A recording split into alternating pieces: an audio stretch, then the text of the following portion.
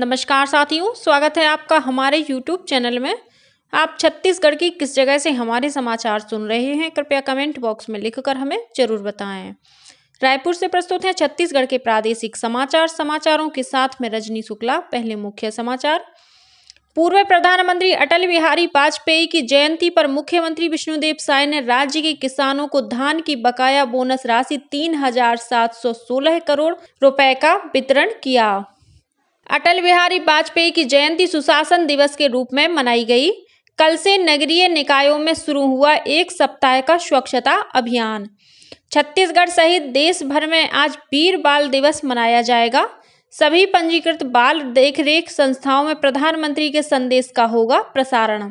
और क्रिसमस का त्योहार कल छत्तीसगढ़ सहित पूरे देश में हर्षोल्लास के साथ मनाया गया। अब समाचार विस्तार से। पूर्व प्रधानमंत्री अटल बिहारी वाजपेयी की जयंती पर मुख्यमंत्री विष्णुदेव साय ने कल राज्य के 11,76,000 से अधिक किसानों को 2 साल के धान की बकाया बोनस राशि 3,716 करोड़ रुपए का वितरण किया। इस मौके पर रायपुर जिले के अभनपुर विकासखंड के बेंद्री गांव में राज्य स्तरीय धान बोनस वितरण समारोह का आयोजन किया गया था। समारोह को संबोधित करते हुए मुख्यमंत्री ने कहा कि इस साल किसानों से 21 क्विंटल प्रति एकड़ के हिसाब से धान की खरीदी की जा रही है। सरकार किसानों का पूरा धान खरीदेगी। श्री साय ने कहा कि जरूरत पड़ने पर धान खरीदी की समय सीमा बढ़ाई जा सकती है। उन्होंने कहा कि 3100 रुपए प्रति क्विंटल की दर से धान खरीदी का वादा भी पूरा करेंगे। मुख्यमंत्री ने कहा कि राज्य की भाजपा सरकार हर वर्ग का ध्यान रखने वाली सरकार है। मोदी की हर गारंटी पूरी की जाएगी। उन्होंने कहा कि गरीब भूमिहीन मजदूरों को हर साल 10,000 रुपए दिए जाएंगे। युवाओं के लिए पारदर्शिता के साथ 1 लाख सरकारी पदों में भर्ती की जाएगी। उन्होंने कहा कि महतारी बंधन योजना के तहत विवाहित महिलाओं को हर महीने 1,000 रुपए दिया जाएगा। श्री साय ने दोहराया कि 5,500 रुपए मानक बोरा की दर से तेंदुपत्ता की खरीदी की जाएगी। इस अवसर पर मुख्यमंत्री ने लखपति दीदी योजना के हितग्राहियों को चेक और प्रमाण पत्र तथा किसानों को कृषि ATM का वितरण किया। इस दौरान मुख्यमंत्री ने विभिन्न विभागों के स्टॉलों का अवलोकन किया और योजनाओं की जानकारी ली। कार्यक्रम में उप मुख्यमंत्री विजय शर्मा सहित कई विधायक उपस्थित थे। इस बीच भाजपा के प्रदेश अध्यक्ष किरण सिंह देव ने किसानों को बोनस वितरण, प्रधानमंत्री आवास योजना की स्वीकृति और 21 क्विंटल प्रति एकड़ के हिसाब से धान खरीदी करने पर मुख्यमंत्री विष्णुदेव साय को बधाई दी है। पूर्व प्रधानमंत्री अटल बिहारी वाजपेयी की जयंती कल प्रदेश में सुशासन दिवस के रूप में मनाई गई। इस मौके पर विभिन्न कार्यक्रम आयोजित किए गए। मुख्यमंत्री विष्णुदेव साय कल अटल बिहारी वाजपेयी केंद्रीय विश्वविद्यालय बिलासपुर में आयोजित कुल उत्सव 2023 कार्यक्रम में शामिल हुए। इस मौके पर मुख्यमंत्री ने कहा कि प्रदेश में सुशासन लाने के लिए शैक्षणिक गुणवत्ता जरूरी है। उन्होंने कहा कि शिक्षा केंद्रों में स्टाफ की कमी है, जिसमें सुधार की जरूरत है। शैक्षणिक संस्थानों में हर सुविधाएं उपलब्ध कराने के लिए सरकार हर संभव प्रयास करेगी। श्री साय ने कहा कि राज्य सरकार छत्तीसगढ़िया सबले बढ़िया की कहावत को चरितार्थ करेगी। इस अवसर पर मुख्यमंत्री ने विश्वविद्यालय की पत्रिका कन्हार सहित अन्य प्रकाशकों का विमोचन किया। साथ ही मुख्यमंत्री ने धनवंतरी प्राकृतिक चिकित्सा केंद्र, विश्वविद्यालय की प्रमुख मार्ग ज्ञान पथ सहित विश्वविद्यालय परिसर में बनाए गए शहीद वीर नारायण सिंह व्यायामशाला का लोकार्पण किया। उधर प्रदेश के नगरीय निकायों में निर्वाचित जनप्रतिनिधियों और आम जनता की उपस्थिति में कार्यक्रमों का आयोजन किया गया। इस मौके पर स्वर्गीय वाजपेयी के छायाचित्र पर माल्यार्पण कर निर्वाचित जनप्रतिनिधियों और आम जनता ने सुशासन स्थापित करने का संकल्प लिया। वहीं कल से ही नगरीय निकायों में एक सप्ताह का स्वच्छता अभियान का शुभारंभ भी किया गया। इसके अलावा अटल संध्या का आयोजन किया गया। इसके तहत कवि सम्मेलन, अटल विचार संगोष्ठी, निबंध स्पर्धा और अटल जी के जीवन, व्यक्तित्व तथा कृतित्व पर केंद्रित प्रदर्शनी आयोजित की गई है। राज्यपाल विश्वभूषण हरिचंदन ने अपने निवास पर स्वर्गीय वाजपेयी के छायाचित्र पर पुष्पांजलि अर्पित कर उन्हें श्रद्धांजलि दी। वहीं सांसद सुनील सोनी और विधायक पुरंदर मिश्रा ने राजधानी के अवंती विहार के एटीएम चौक में अटल जी की प्रतिमा पर माल्यार्पण कर उन्हें नमन किया। इसी तरह कैबिनेट मंत्री ब्रजमोहन अग्रवाल राजधानी रायपुर के महाराज बंद तालाब के पास आयोजित कार्यक्रम में शामिल हुए। छत्तीसगढ़ सहित देश भर में आज वीर बाल दिवस मनाया जाएगा।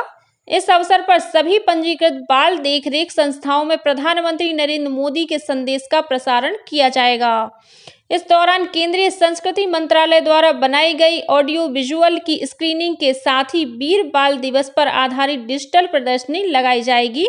साथ ही वीर बाल प्रतियोगिता के विजेताओं को पुरस्कृत भी किया जाएगा। प्रधानमंत्री नरेंद्र मोदी आज नई दिल्ली में भारत मंडपम में वीर बाल दिवस कार्यक्रम में हिस्सा लेंगे। इस अवसर पर श्री मोदी युवाओं के मार्च पास्ट को झंडी दिखाएंगे। गौरतलब है कि वीर बाल दिवस श्री गुरु गोविंद सिंह के पुत्रों साहिबजादा बाबा जोरावर सिंह जी और बाबा फतेह सिंह जी के शहादत दिवस के रूप में मनाया जाता है।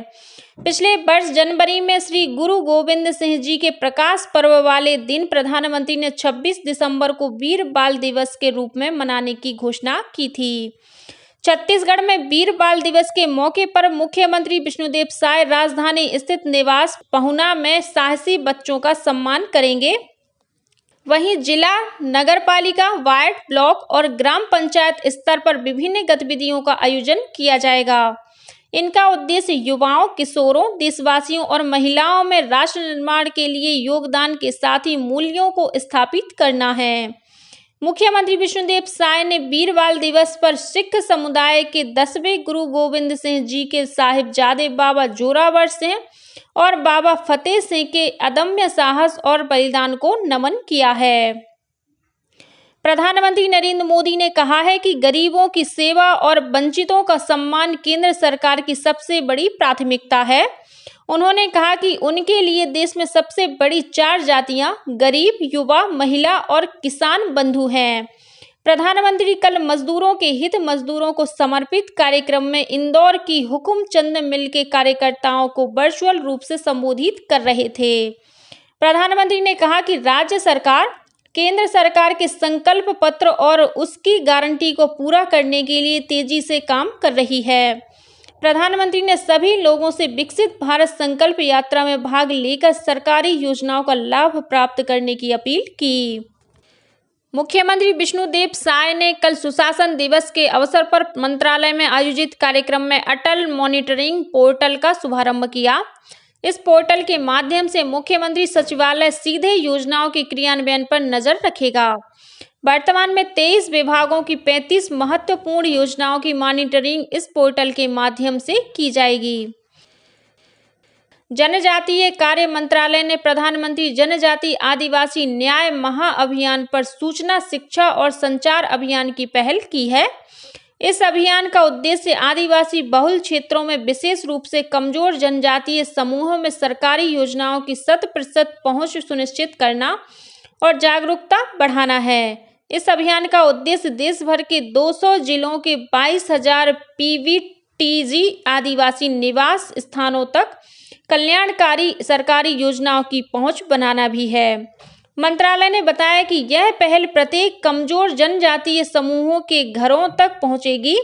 वे घर जो अब तक दूरी, सड़क और डिजिटल संपर्क की कमी के कारण वंचित रहे हैं, इसके जरिए सरकार इस तरह के प्रत्येक घर के द्वारा तक सुविधाएं प्रदान करेगी।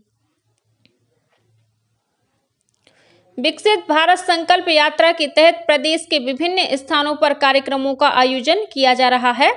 इसी कड़ी में कल जांजगीर चांपा जिले की ग्राम पंचायत कुकदा, रिंगनी और बेरला में कार्यक्रम आयोजित किए गए।